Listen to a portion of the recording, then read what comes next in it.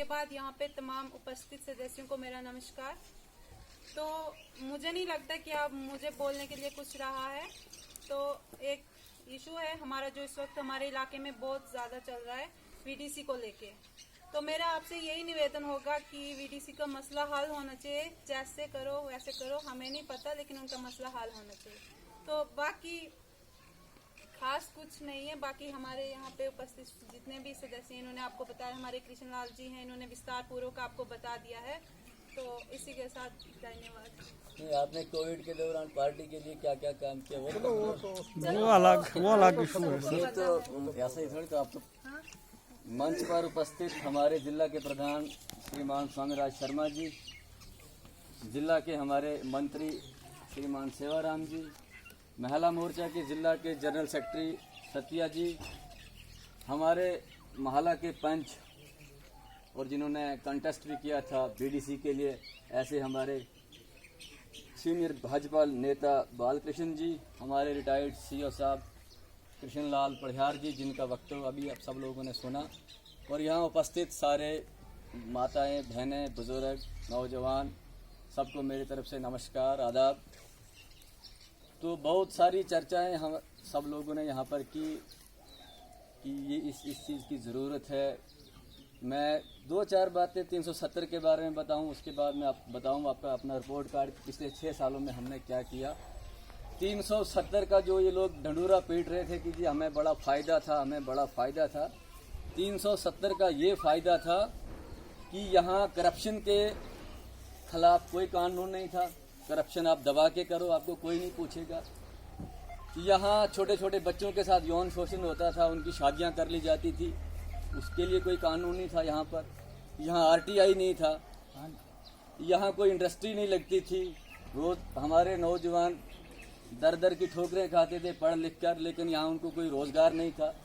ये इस चीज़ के फ़ायदे थे। नुकसान हमें इसका कुछ नहीं है। आप मुझे बताइए कि बोलते हैं जी बाहर के लोग यहाँ आकर नौकरी ले जाएंगे, बाहर के लोग यहाँ आकर नौकरी ले जाएंगे। हमारे साथ का स्टेट पंजाब है। आप मुझे बताओ कि जम्मू कश्मीर के कितने लोग पंजाब पुलिस में हैं, कितने लोग वहाँ एजुकेशन में हैं, कितने लोग जम्मू कश्मीर के वहाँ रेवेन्यू में हैं? एक भी आदमी नहीं होगा। और ना वहाँ का कोई आदमी यहाँ आके, ये सिर्फ अपने आप को प्रोटेक्ट करने के लिए 370 बीजेपी आएगी तो 370 उठ जाएगा, बीजेपी आएगी तो मुसलमानों को मार दिया जाएगा। 6 साल पूरे हो गए, 6 साल से ज्यादा बीजेपी के राज को। एक भी मुझे बताओ कोई किसी मुसलमान भाई के साथ कोई जाति, चाहे वो किस मुलाजिम है, गैर मुलाजिम है, कुछ भी है, कोई एक हमें मुझे इस पूरे इलाके में खड़ा करके बताओ कि मेरे साथ ये जाति हुई, मेरी ट्रांसफर हुई, मेरा ये हुआ, ऐसा कुछ भी नहीं है। 370 का फायदा सिर्फ 2-3 परिवारों को था जिनको अपनी रोजी रोटी चलानी थी। अब उनकी दुकानें बंद होने को आई है, उन लोगों को लगता है कि नहीं जी, अब वो बोलते हैं कि यहाँ जी डेमोग्राफी चेंज हो जाएगी। दिल्ली में 20 साल पहले, 25 साल पहले सिर्फ पंजाब के लोग होते थे। आज दिल्ली में यूपी के लोग भी हैं, दिल्ली में बिहार के लोग भी हैं, पूर्वांचल के लोग भी हैं, दिल्ली में हर जगह के साउथ के लोग भी हैं।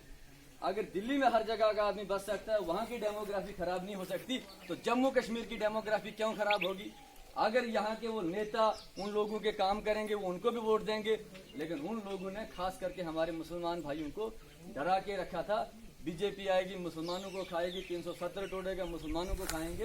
पिछले 1 साल पूरा हो गया 370 टूटे हुए। एक भी कोई बंदा बताए कि हमारे साथ कोई जाति हुई, किसी की जमीन छीनी गई। आपकी जो मलकियत जमीन है, जब आप उसको बेचोगे अपनी मर्जी से, तो तब कोई ले पाएगा, अदरवाइज आपकी जमीन का एक टुकड़ा भी कोई नहीं ले पाएगा। रही स्टेट लैंड की बात, वो गवर्नमेंट की लैंड है, उस पर इंडस्ट्री लगेगी, हम लोग काम करेंगे, कोई बाहर से आके तो करेगा नहीं, हम लोग ही काम करेंगे। हम लोग इंजीनियर होंगे, हम वहाँ काम करेंगे। हम लोग कुछ और टेक्निकल काम चाहते हैं, हम LNT चलाना जानते हैं, हम JCB चलाना जानते हैं, वो सारे काम होंगे। ऐसी कोई किसी को घबराने की जरूरत नहीं है कि 370 से किसी भी आदमी को कोई नुकसान नहीं है, फायदे ही फायदे हैं। अब बोलते हैं जी वो क्या हुआ, 1 साल हो गया, तो क्या हुआ? पिछले 5-6 महीने तो इसको सेटल करने में लग गए।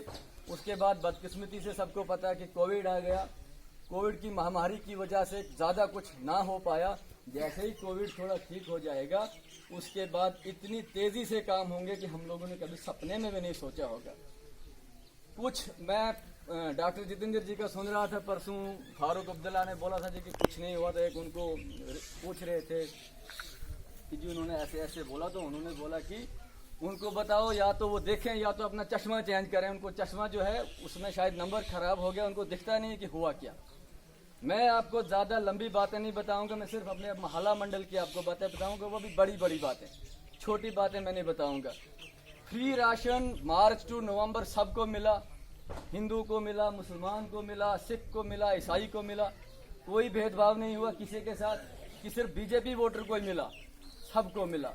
और यहाँ बीजेपी के खिलाफ जो वोटर हैं वो ज़्यादा हैं, क्योंकि जब हमने इस बार पार्लियामेंट का चुनाव हुआ 27,000 डोडा कॉन्स्टिट्यूंसी से बीजेपी ने वोट लिया और 33,000 एनसी कांग्रेस मतलब मिलके जो कांग्रेस ने लिया। या पीछे जब 14 में हमने इलेक्शन जीता था 24,040 वोट हमने लिए थे, 20 और 16 मिला के 36 मतलब 40,000 बीजेपी को छोड़ के कांग्रेस, पीडीपी, एनसी, इंडिपेंडेंट जो लोग थे 40,000 उन लोगों ने वोट लिया था। लेकिन 6 साल हो गए, पूछो कहाँ हैं वो लोग। कोविड की इतनी महामारी आई, एक भी मुझे बताओ कांग्रेस का हो, एनसी का हो, कोई वर्कर किसी के घर में किसी का हालचाल पूछने गया? बीजेपी का कार्यकर्ता बूथ से लेकर नेशनल प्रेसिडेंट तक घर घर में लोगों को गया, अपनी जान को जोखिम में डाला।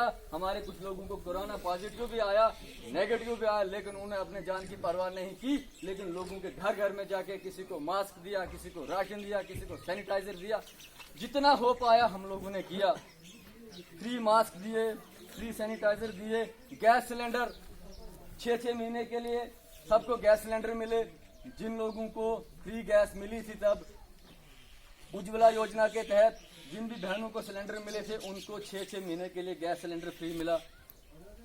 पेंशन जो हमारे विकलांग थे, बुजुर्ग लोग थे, विडोज थे, उनको हर महीने पिछले जो मार्च, अप्रैल और मई के जो 3 महीने थे, नहीं अप्रैल, मई और जून, उनको 1,000 के बदले 2-2 हज़ार पेंशन उन 3 महीनों में मिली। फिर जो भाइयों ने हमारों ने ये बनाया है अपना लेबर कार्ड, उनको भी जो पैसा मिलता था उसका 20%, मान लो किसी को अगर 20,000 मिलता था उसका 20% उसके खाते में आ गया। जिन बहनों ने जन धन में खाते खोले थे उनको हर महीने 500-500 रुपया फ्री में आया। उसमें ये नहीं देखा गया कि वो बीजेपी की वोटर है या कांग्रेस की है, हिंदू है या मुसलमान है, सबको मिला। मैं अभी अपने असेंबली की बात करूं, जो हमारे शक्तिराज जी थे 2 साल सिर्फ वो एमएलए रहे, सिर्फ 2 साल। 5 ब्रिज बनाए उन्होंने, डोडा से लेकर ठाठरी तक। छुपी हुई बात नहीं, लेकिन फिर भी हमारे कुछ लोग बोलते हैं कुछ नहीं हुआ। तो तभी मैं बोलता हूं कि जरा चश्मा बदल लो या जरा उसकी धूल साफ करो। जब ये पुल बने, यहाँ के कुछ लोग गए हमारे पूर्व मंत्रियों के पास, उनको बताया गया कि जी आपने कुछ नहीं किया, देखो इन्होंने पुल बनाया।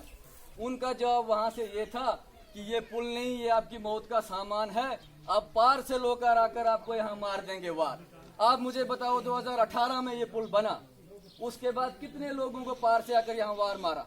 किसी ने मारा? किसी को नहीं मारा। अगर बचाई होंगी तो जाने बचाई होंगी। मैं एक आपको मिसाल देता हूँ, हमारे इस धरती के सपूत थे रतन लाल जी। अगर ये पुल होता उनकी जान नहीं जाती, गोलन नाले में 2 घंटे वो रहे और उनकी डेथ वहाँ हो गई। उसके बाद हमारे वजीर साहब के बेटा ओमकार वजीर को जब सांप ने काटा, इतना उनको पॉइजन फैल गया था, अगर यहाँ से उनको भी डोडा ले जाना पड़ता शायद न बचते। लेकिन यहाँ से गए तुरंत डोडा, डोडा से जम्मू, और आज वो हटे कटे हैं। जाने पुल हो, रोड हो, ये लोगों को जोड़ने के लिए होता है, बचाने के लिए होता है, मारने के लिए नहीं होता है। मैं उन लीडरों को भी ये अपील करना चाहता हूँ कि मेहरबानी करके ऐसी घटिया राजनीति ना करें और यहाँ हमारे भाईचारे को खराब करने की कोशिश ना करें। रोडों की मैं आपको बात करूं, ठाठरी से भाड़ोत रोड, बरशाला से महला रोड, बरशाला से भलवाना रोड, महला से खनकूट रोड, महला से परशूला रोड और जठेरी से मलवाना रोड। इस 2 साल के टर्नओवर में इतने बड़े बड़े काम हमारी सरकार ने किए हैं। अगर मैं आपको ट्रांसफार्मर और पाइपों की बात गिनाऊंगा तो शायद पूरा दिन लग जाएगा। आपके इस महला में ही यहाँ पर एक 63 केवी नया ट्रांसफार्मर दिया, ढल में 25 केवी ट्रांसफार्मर दिया, 25 से 63 केवी किया, करेली में 25 से 63 केवी किया, करेली की लाइन को अपग्रेड किया, महला की लाइन को अपग्रेड किया, और मंदराना में जो पानी के लिए लोग तरसते थे, आज मंदराना में हद से ज़्यादा पानी है। अब सिर्फ इसकी थोड़ी सी जो ये बोल रहे हैं कि गंदा है, लेकिन मैं आप सब लोगों को ये एक रिक्वेस्ट करना चाहूँगा कि इंसान की जो ज़रूरतें हैं ये कभी ख़त्म नहीं होंगी।